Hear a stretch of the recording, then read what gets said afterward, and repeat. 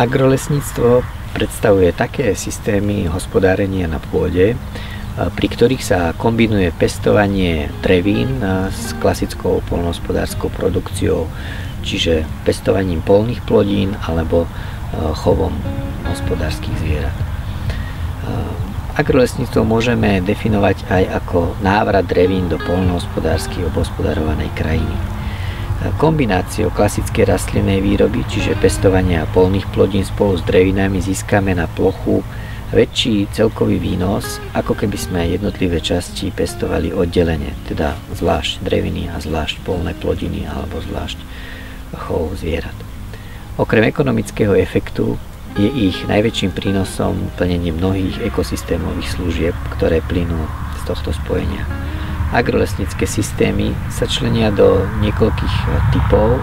Pre slovenské podmienky sú najzaujímavejšie a najefektívnejšie tri z nich. Sú to silvoorebné systémy, alebo silvopastevné systémy, alebo obhospodarovanie nárazníkových zón vodných plôch.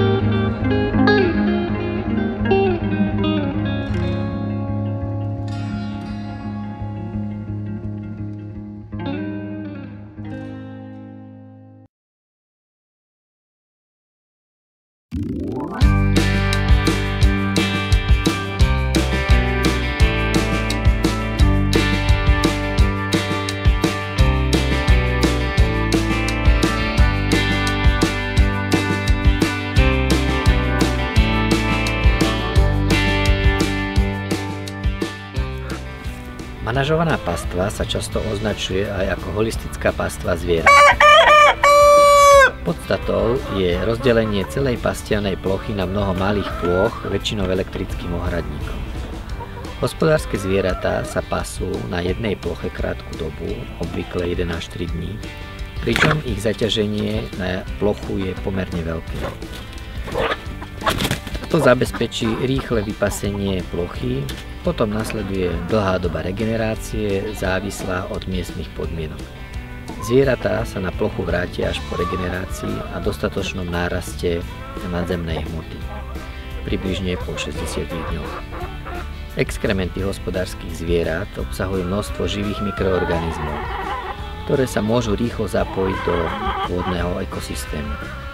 Z toho dôvodu nie je vhodné zvieratá chovať v maštaliach a hnoj na poliach nákladne vyvážať, ale dostať zvieratá na pole.